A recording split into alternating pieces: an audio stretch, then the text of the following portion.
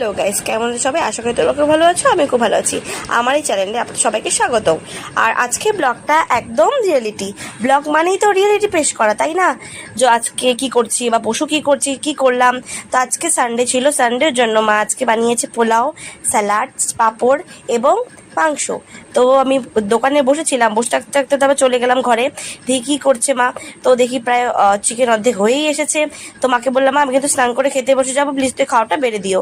তো মা ভালো সুন্দর করে গুছিয়ে গেছি, আমাকে খাওয়াটা বেড়ে দিয়েছে।